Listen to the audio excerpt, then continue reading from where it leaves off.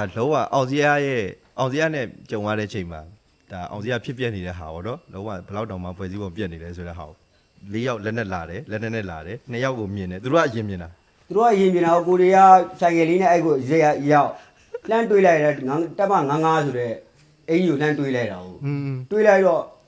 ့ဆိုင်ကယ်လေးအစ်စ်မှောက်လို့လည်းမရဘူးလေအဲ့တော့ကွာဆိုင်ကယ်လေးမနေရိုက်ပြီးတော့အထုပ်တွေကဒီတိုင်းကင်သွားတာဟုတ်ကင်တော့အထုပ်တွေအတိုင်းလေးပဲဘယ်သူပြချလို့ဟိုကောင်ရတဲ့နဲ့ကိုမြန်နေအဲ့မှာယူလူပြီးတော့ပြေးချိန်လာလိုက်တာသူတို့ကချိန်ဖို့ချိန်အောင်မရှိဘူးကွာချိန်ပြီးသွားပြီဒါပေမဲ့ကိုယ်မှတက်နေကြည့်မရှိဘူး ဖြည့်ချိန်မရလိုက် ဖြည့်ကြည့်ထိုးလိုက်တာပေါ့နော် ကြည့်ထိုးလိုက်ရအောင် ရိုက်မယ် forfeit မှာကွာချိန်ရလိုက်တာ တကယ်တော့အဲ့လိုနဲ့ကိုဖမ်းခဲ့တာ ဟော သူကကျွန်တော်တို့လာပြီးတော့ဟိုပါပေါ့ဒီရိတ်ခါကျွန်တော်မှာလည်းရိတ်ခါကြောက်ပြီးပါလာပို့တာလာပို့တဲ့ခါကျတော့ အဲ့မောင်ကျတော့နေတော့အပေါ်မှာတော့အဲ့သူတို့ အဲ့မှာသူစက်ထဲမှာကျွန်တော်သဘောဟိုဟာဘာဆိုတော့သဘောပေါက်လိုက်ပြီသူပေါက်လိုက်တာဗါလဲဆိုဒီမှာလက်ဆောင်ရတယ်တဲ့လက်ဆောင်ရတယ်လာကြပါအောင်ပေါ့အမြင်ဆင်းလာပေါ့အဲဒီလိုမျိုးသက်ဆိုင်ရတယ်လှမ်းပြောတော့ကျွန်တော်တို့လည်းဆင်းချလာတဲ့အခါကျတော့အောက်ထဲလက်ရောက်လဲရောက်ဟိုပါလက်နဲ့အပြည့်စုံ equipment အပြည့်စုံနဲ့စကားစား၄ယောက်ကို तू ကဘာမှမပါတဲ့ကောင်ကတနက်ချိန်ပြီးတော့ဟို၄ကောင်ကအလင်းဝင်နေတာအဲ့လိုမျိုးသွားထွေတာ ဆိုင်ကပြန်ကွိတ်တော့မိတာပေါ့နော်အဲ့လိုမျိုးကိုကဟိုနောက်ကြောင်စုပ်တဲ့အကျင့်တော့မရှိတော့မြင်တော့ဟိုဟာဖြစ်တော့စိတ်ကလည်းမရအောင်မရချက်ချင်းပဲရက်ပြီးတော့ဟိုဟာဖြစ်တာ လောက်အောင်အဲ့ဆိုကြီးတဲ့ဟာမတ်တရားရှိအောင်စရာနဲ့ပတ်သက်လို့ အောင်စရာနဲ့ပတ်သက်လို့ကအဲ့ဒီမှာဟိုကျွန်တော်တို့ဖမ်းမိတဲ့၃ပန်းတွေကပြန်ပြောတဲ့စကားရယ်ပြီးတော့အလင်းဝင်လာတဲ့လူတွေရဲ့စကားရယ်ပြီးတော့ကျွန်တော်နဲ့သူတို့နဲ့အမှတ်တရပေါ့အမှတ်တရဆိုတဲ့ဟာလေးကိုသူတို့ပြောတယ်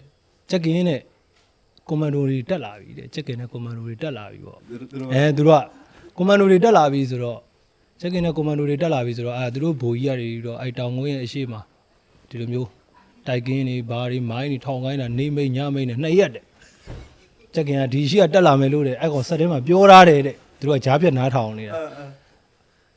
ဘိုးကြီးကတခါတည်းသူတို့ဘိုးကြီးကအဲ့မှာတခါတည်းသွားဆောက်ခိုင်းတာတကယ်ကျွန်တော်တို့တကယ်တက်တိုက်တော့သူတို့ရိတ်ခါကုန်းကိုကျွန်တော်ဝင်တိုက်ပစ်လိုက်ရောနောက်ကတွေပြီးတော့အခု justice တို့ဘာတို့ကရဲဘော်တွေပါတယ်ကျွန်တော်ဝင်လုံးပစ်လိုက်ရော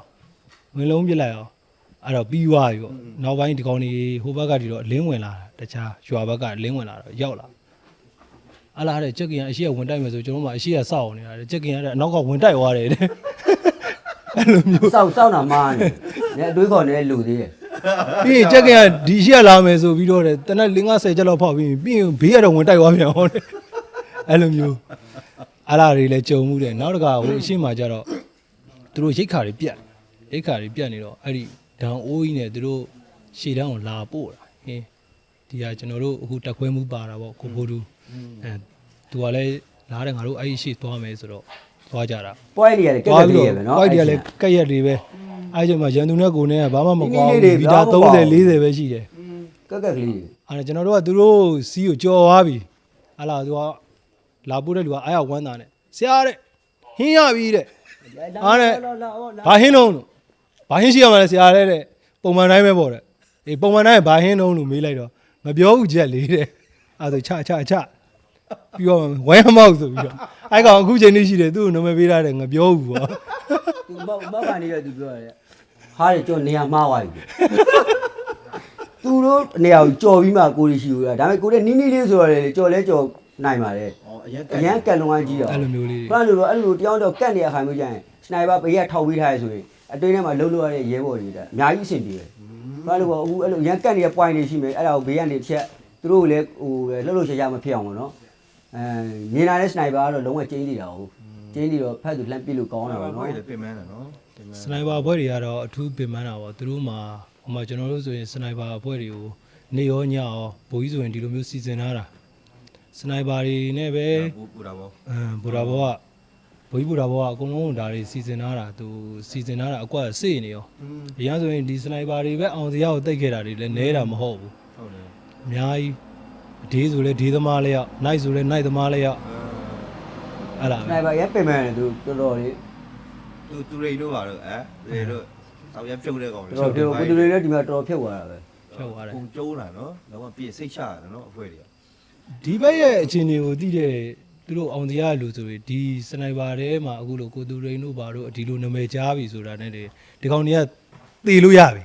သေဦးသေနေပြီဒီကောင်တွေကအဲ့လိုမျိုးဖြစ်နေ တန်ကြားရုံနဲ့တည်နေ အတန်ကြားတာနဲ့သေ ဆက် နေ ထဲမှာ ပြီ ကြားအောင်နဲ့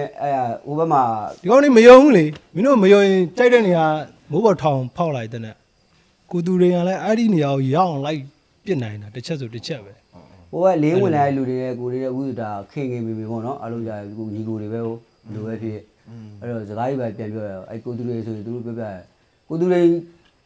အရှိထွက်လို့ point ကြည့်နေပြီဆိုရင်တယောက်ကလမ်းမလျှောက်တော့ဘူးတဲ့ အဲ့လိုမျိုး သူတို့ယာရှိတွေပဲသူတို့စက်တွေပဲကင်ကြတာဟုတ်ကင်ကြတော့အဲ့ကျန်ယာအကုန်လုံးစက်တွေဖြုတ်ကြည့်ပြီတဲ့သူတို့က တန်ကြားရုံနဲ့ ယာကြောင်းနဲ့ယာရှိပြန်နေတဲ့တယောက်ပေါ့နော်ခုနကတော့ဖမ်းတယ်ဟိုကလည်းလင်းဝင်လာ၄ယောက်တည်းတယောက်ပါတယ်သူပြောပြတာပေါ့နော်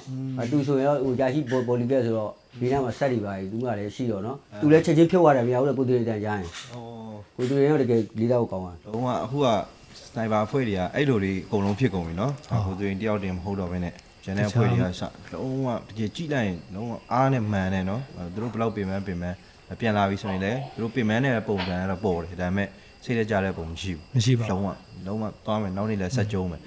ဒီကောင်းလေးကိုဖြုတ်ဖို့အတွက်ကိုပဲခေါင်းထဲမှာထည့်ပြီးတော့လှုပ်နေကြတာဆိုတော့နော်တကယ်ကိုလေးစားဖို့ကောင်း အားလုံးပဲမင်္ဂလာပါခင်ဗျာကျွန်တော်ကတော့ကျက်တင်တဲ့စစ်ကြောင်းမှာထောက်ဖို့တာဝန်ထမ်းဆောင်နေတဲ့ရဲဘော်ဟယ်ရီဖြစ်ပါတယ်ခင်ဗျာလက်ရှိကျွန်တော်တို့ဒီကျက်တင်တဲ့စစ်ကြောင်းကနေပြီးတော့ပြည်လုံးနေတဲ့ campaign လေးတစ်ခုရှိပါတယ် Black Panther 3000တော့အမည်ရပါတယ်ခင်ဗျာတတ်မှတ်ကာလကတော့မေလ15ရက်နေ့ကနေပြီးတော့ဇူလိုင်လ9ရက်နေ့ထိပဲဖြစ်ပါတယ်ခင်ဗျာကားကမ်းမောင်းကတော့3000ကျပ်ဖြစ်ပြီးတော့လက်ရှိချိန်ထိရရှိတဲ့ပမာဏဟာ14ရာခိုင်နှုန်းပဲရှိပါသေးတယ်ခင်ဗျာဒါကြောင့်မလို့ပြည်တွင်းပြည်ပမှာရှိတဲ့တော်လန်မိဘပြည်သူများအနေနဲ့ကျွန်တော်တို့ရဲ့ဒီ Black Panther 3000 campaign လေးကိုပါဝင်အားဖြည့်ပေးကြဖို့ရအတွက်ထပ်မံတိုက်တွန်းနေပါတယ်ခင်ဗျာကျွန်တော်တို့ရဲ့ Black Panther 3000 campaign လေးမှာပါဝင်လို့တဲ့မိဘပြည်သူများအနေနဲ့ Black Panther column page Black Panther column horizon page ဒီတဲ့အခါကျတော့ဒီကျွန်တော်တို့ post time မှာနိုင်ငံတကာ alpha list တွေကိုလည်းအသေးချာလေးချပေးထားပါတယ်ခင်ဗျာအဲနိုင်ငံတကာ alpha တွေစီမှာလည်းယုံကြည်စိတ်ချတာနဲ့ပါဝင်ပေးလို့ရပါတယ်ပြည်တွင်းပြည်ပမှာရှိတဲ့မိဘပြည်သူများအနေနဲ့မိမိတို့နေတဲ့သက်ဆိုင်ရာနိုင်ငံအလိုက်သက်ဆိုင်ရာငွေကြေးအလိုက်အဖာရီစီမှာဆက်သွယ်ပြီးတော့ယုံကြည်စိတ်ချစွာနဲ့ပါဝင်အားဖြည့်ပေးလို့ရပါပြီခင်ဗျာမိဘပြည်သူများအားလုံးကိုကျေးဇူးများတင်ပါတယ်ခင်ဗျာ